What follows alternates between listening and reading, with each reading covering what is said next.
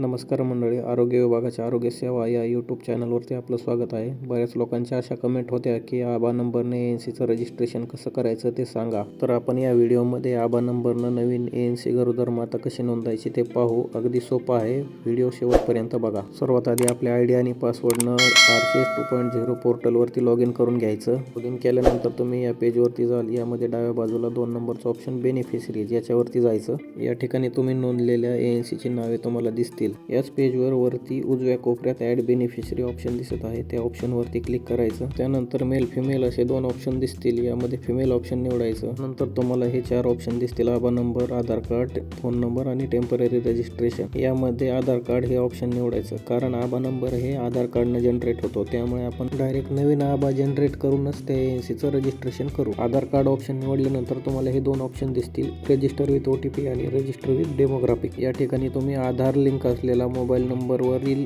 OTPचा वापर करून रजिस्ट्रेशन करू शकता. परंतु बऱ्याच कंडिशनमध्ये तो मोबाईल नंबर त्या ANC जवळ नसतो किंवा बंद पडलेला असतो. त्यामुळे आपण 2 नंबरचं ऑप्शन रजिस्टर विथ डेमोग्राफिक्स हे निवडायचं. या ठिकाणी आपण OTPचा वापर न करता आभा नंबर जनरेट करून ANCचं रजिस्ट्रेशन करू शकतो. रजिस्टर विथ डेमोग्राफिक्सवर गेल्यानंतर तुम्हाला या ठिकाणी आधार नंबर टाकायला सांगेल. या ठिकाणी तुम्ही त्या ANCचा आधार नंबर व्यवस्थित टाकून घ्यायचा. त्यानंतर खाली गुलाबी कलरचं कन्सेंट प्रोसेस या नावावरती क्लिक करायचं. त्यानंतर एक कन्सेंट फॉर्म ओपन होईल. या ठिकाणी सिलेक्ट ऑल या चौकटीत क्लिक करायचं आणि सबमिट करून कंटिन्यू म्हणायचं. त्यानंतर तुम्हाला या ठिकाणी बेनिफिशरीचं नाव टाकण्यासाठी ऑप्शन येईल. आता या ठिकाणी नाव टाकताना एक गोष्ट लक्षात घ्यायची, जी स्पेलिंग आधार कार्डवर असेल तीच स्पेलिंग या ठिकाणी टाकायची. म्हणजे आधार कार्डवर जेवढे अक्षर असतील तेवढीच अक्षर या ठिकाणी टाकायचे. कारण डेमोग्राफिक ऑप्शनमध्ये आधारवरील एक स्पेलिंग चेक केली जाते. या ठिकाणी स्पेलिंग जर चुकली तर तुमचं आभा नंबर जनरेट होणार नाही. त्यामुळे स्पेलिंग टाकताना या ठिकाणी व्यवस्थित काळजी घ्यायची. आधारवर जी स्पेलिंग असेल ती स्पेलिंग या ठिकाणी व्यवस्थित टाकायची. त्यानंतर खाली आधारला लिंक असलेला मोबाईल नंबर टाकायचा. या ठिकाणी त्या नंबरवरती OTP येणार नाही, फक्त नंबर टाकून द्यायचा. या ठिकाणी जी आपण माहिती भरत आहोत ती आपल्या आधारवरील